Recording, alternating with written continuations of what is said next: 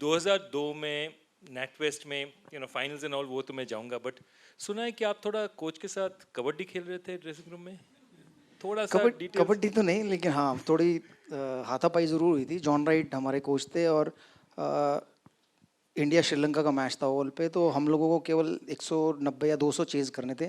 तो उससे पहले मैं 3-4 इनिंग में आउट हो गया था, मतलब लप्पा मार के। अगर मतलब गावस्कर मेरे कप्तान होते तो मैं शायद खेलता ही ना, तो मैं इतनी बार हवा में मार के आउट हुआ। तो जॉन राइट आए कि 200 रन बनाने हैं, मैं know you have to just play, just bat 40 overs and score your on 50, I don't want to lose you. तो मैं तब इतनी अंग्रेजी समझता नहीं था, तो मुझे लगा लूज़, मैंने कहा मैं कहाँ जा रहा हूँ। मतलब मुझे ही नहीं पता था कि वो कहना चाह रहा है कि तू रन नहीं बनाएगा तो तू टीम से बाहर हो जाएगा। तो मैंने कहा मैं थोड़ी ना लूज़ हूँ, इंग्लैंड में कहाँ लूज़ होऊंगा, मेरे दिमाग में मुझे। बट फिर भी उसने मुझे समझा के भेजा, बट जाके मैंने वही किया जो मैं करता हूँ। तो मैंने लप्पा मारा, मैं आउट हो गया। 20-30 रन पर वापस आया तो उसने मुझे ड्रेसिंग रूम में पकड़ के से गले से हिला कर मेरी सीट पे धक्का दे दिया। तो मुझे इतना गुस्सा आया कि मैं शुक्ला जी के पास गया। मैंने कहा सर मैं वापस जा रहा हूँ। तो ये घबरा, क्या क्या क्या हुआ, क्या बेटा बता तो दे हुआ क्या। मैंने कहा जी उसने मुझे मारा है गोरे ने। वो गोरा कैसे मार सकता है, हम हिंदुस्तानियों को गोरा इतने सालों ने राज किया, आज भी हम पे राज करे। तो वो सौरभ जी के पास गए, सौरभ गांगुली के पास। उन्होंने कहा कि भाई ऐसा ऐसा हुआ है, गलत है, ये तो सहवाग के साथ गलत हुआ है, तो तुम जाके बात करो। फिर अमृत जी सब इकट्ठे हो गए। तो वो जॉन राइट उनको समझाने लगा कि नहीं नहीं मैंने मारा नहीं, मैंने जस्ट पुश किया because I want Viru to score runs and all that. तो वो गुस्सा था, तो मैं माना नहीं। तो मेरे साथ मैनेजर शुक्ला जी थे, पावरफुल आदमी थे, क्योंकि बीसीसीआई के जो मैनेजर आता है उनके हाथ में बहुत पावर होती है, किसी का भी कुछ भी कैरियर खराब कर सकते हैं। वो तो श्योर था, चाहे वो प्लेयर हो चाहे वो स्पोर्ट्स स्टार हो, ये इतनी पावर उनके पास थी। तो खासकर टूर पे तो वो शुक्ला जी ने बोला कि नहीं नहीं नहीं बेटा पैचअप कर लो। मैंने कहा जी नहीं मैं पैचअप नहीं करना अंटिल जॉन राइट मेरे कमरे में आके सॉरी ना बोले। तो शुक्ला जी ने मेक श्योर किया कि वो आए मेरे कमरे में और मुझे सॉरी बोले, और तब जाके मैंने उन्हें माफ़ किया। अमृत जी आपको क्या याद है इसके बारे में? नहीं, मुझे भी जब इतना हुई कि ऐसा ऐसा हो गया, मैं ड्रेसिंग रूम में गया तो मैंने पता करना चाहा कि क्या हुआ। कईयों से पूछा, सबने देखा था, पर जैसे होता है ना ट्रैफिक में रोड पे एक्सीडेंट हो जाए, पॉलिटिकली करेक्ट थे ना तो सब। किसी से पूछो तो क्या हमें नहीं पता। तो reaction of most player was हमने देखा है पर हमें पता नहीं है एक्चुअली क्या हुआ। नहीं, पर ये हुआ, वीरू ने जो बताया इसके बारे में दो चीज़ मैं और कहना चाहता हूँ कि एक तो कि Veeru was very mature. After a certain point उसने उसको और भड़काया नहीं। You know, they patched up, they made friends, and they were absolutely okay from thereafter. वहीं से ओवल से हम सीधा गए लम्बली कासल। हमारा अगला शायद मैच वहाँ पे था। वहाँ पे टीम मीटिंग हुई। तो टीम मीटिंग में सबसे पहले सचिन ने हाथ खड़ा करके कहा कि जो भी वीरू और जॉन राइट के साथ पिछले मैच में हुआ वो यहीं रहना चाहिए, कोई इसकी बात नहीं करे और ये बात बाहर नहीं जाए। और ये एक्चुअली ऐसा ही रहा। कैन यू इमेजिन आज की तारीख में अगर कोच और मैनेजर के बीच में ऐसा हो जाए तो इट विल बी सनसनी, it will be like Pokhran, it will be on Twitter in 5 minutes, it will be Pokhran, you know. तो वो शायद टाइम अलग था और ये बात चुप ही रही। बट आई थिंक थोड़े दिन पहले शायद जॉन राइट ने इसके बारे में कुछ जिक्र किया। फिर आई थिंक एक बार आपने कोई टेलीविजन कमेंट्री में भी लक्ष्मण ने आपसे सवाल पूछा तो आपने उसका पूरा जवाब दिया। बट रिटायरमेंट के बाद तो मैं बोल सकता था ना, खेलते हुए नहीं बोल सकता। क्योंकि अगर मैं खेलते हुए बोलता तो शायद उस समय का मैनेजर नाराज हो जाता। अच्छा, तो मेरा अर्ली एग्जिट हो जाता। एक और बात वीरू ने कही, जब मैंने उनसे पूछा सब ठीक हो गया, इसे हाँ, पर कहता है कि सब ठीक हो गया, जॉन से बात हो गई। मैंने जॉन को बोला कि अगर मैं भी हाथ उठा लेता तो क्या होता। I'll take you forward, Amrit, to 2003, the World Cup out there. Very controversial World Cup. Started badly for India, lost to Australia. Then lots of things happened. And first, I'll come to Viru. Viru, what are your memories of that tournament? उसमें किस्सा हुआ था, सौरव गांगुली और सचिन तेंदुलकर ने opening की थी। तो first game हम लोग बहुत एक छोटी टीम थी, नमीबिया या हॉलैंड को, बड़ी जीत गए थे, बट लेकिन हमने लो स्कोरिंग गेम था, ओपनिंग पार्टनरशिप नहीं चली। सेकंड गेम ऑस्ट्रेलिया से बैडली हार गए, 123 ऑल आउट हो गए। इधर इंडिया में पथराव हो गए, शायद कैफ के घर या एक दो और लड़कों के घर पे पत्थर उत्तर फेंके गए। तो उस समय जॉन राइट बड़े अपसेट हो गए। तो हम लोग साउथ अफ्रीका से जिम्बाब्वे पहुँचे। तो जिम्बाब्वे में एक मीटिंग हुई और मीटिंग में जॉन राइट ने पूछा भाई कि 15 प्लेयरों से कि आप बताओ कि कौन ओपनिंग पेयर होना चाहिए। तो सब ने अपने नाम लिख के डाल दिए। तो चिट्ठियाँ खुली तो जॉन राइट ने पढ़ना शुरू किया। तो 14 चिट्ठियों पे नाम थे सचिन सहवाग और एक चिट्ठी पे नाम था सौरव और सचिन। तो इमेजिन नहीं कर सकते वो एक चिट्ठी पे नाम किसने लिखा हो तो दादा ने खुद उस चिट्ठी पे सचिन और सौरव लिखा था और कह रहा तुम सबने पॉलिटिक्स कर दी मेरे साथ, तुम सबने पॉलिटिक्स, तुम नहीं चाहते कि मैं ओपनिंग करूं। तो उसके बाद मैंने और सचिन ने ओपनिंग की। बट ये बड़प्पन था दादा का कि उन्होंने वो जो 14 बंदों ने सजेशन दिया उनको माना और अपने आप को स्टेप डाउन किया एज ए ओपनर से नंबर 3, और मैंने और सचिन ने ओपनिंग शुरू की और उसके बाद से हमारी ओपनिंग पार्टनरशिप स्टार्ट हुई। 50-60 रन की हर मैच में होती रही और हम लोग फाइनल तक क्वालिफाई किए।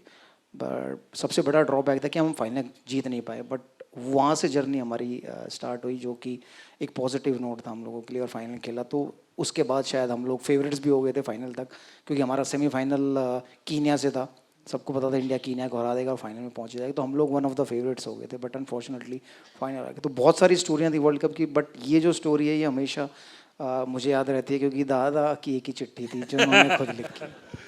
पर एक चीज मुझे बताइए, जस्ट वन टाइम आप वो फाइनल में you were the only man who scored for India, you got 82 and it was, हाँ 200 में से, and it was a rain impacted match. तो when you were there in the middle आपको कभी लग रहा था कि हो सकता है डकवर्थ में निकल जाए, हम लोग जीत जाए? डकवर्थ नहीं, हमें मुझे लग रहा था कि अगर बारिश पूरी आ गई तो मैच नेक्स्ट डे होगा, तो उस समय डकवर्थ लुईस नहीं देखा जाए क्योंकि ऑस्ट्रेलिया कोशिश कर रहा था कि जल्दी जल्दी ओवर डाले और मैच को 15 या 20 ओवर जो भी डालें उतने डल जाएं ताकि मैच का रिजल्ट आ जाए। बट हम लोग बड़े मैं और ऑलराउंडर बैटिंग कर रहे थे, बड़ा टाइम ले रहे थे, तो पावर प्ले में उन्होंने डैरेन लेमन को लगाया, तो मैंने 4 चौके मारे, तो राहुल कह रहा पागल हो गया, आउट हो जाएगा, ऑलरेडी 3-4 आउट है। मैं कहा ऑलरेडी अगला हम लोग हार चुके हैं, अगर मैं भी एफर्ट नहीं मारूंगा तो शायद हम लोग वहाँ तक नहीं पहुँच पाएंगे। तो मेरे माइंड में चल रहा था कि अगर हम लोग डकवर्थ लुईस से आगे भी निकल गए तो शायद मैच जीत सकते हैं, वरना तो बारिश आएगी तो मैच नेक्स्ट डे होगा तो दोबारा स्टार्ट होगा, हमारे लिए अच्छा होगा। बट कभी भी माइंड में ये नहीं था कि हम लोग 360 चेज कर देंगे, क्योंकि जब हम लोग 360 बनाए ऑस्ट्रेलिया ने और ड्रेसिंग रूम में जा रहे थे तो मेरे ख्याल से 11 प्लेयरों के सबके सर नीचे थे कि यार एक और फाइनल हार गए, तो किसी को ये उम्मीद नहीं थी कि हम लोग फाइनल जीतेंगे। मुझे ये उम्मीद नहीं थी कि मैं जिता दूँगा, मुझे ये थी कि यार हाँ 14 ही रन तो मतलब 18 रन तो ही रह गए थे, अगर बना लेता तो सुब्रत राय ने मर्सिडीज कार अनाउंस की थी वो तो मिल जाती कम से कम। टॉस जीतने के बाद हम क्यों नहीं लिए बैटिंग, क्यों तय किया कि उनको बैटिंग दे देंगे? सर टॉस जीतने के बाद जो पहला ओवर जहीर खान ने डाला ना वो 15 बॉलों का था, तो विकेट इतना डैम्प था, तो हमारी बॉलिंग जो ओपनिंग पेयर थी वो सही नहीं हुई, वरना तो शायद वो 360 रन ना बनाते, तो डिसीजन सही था।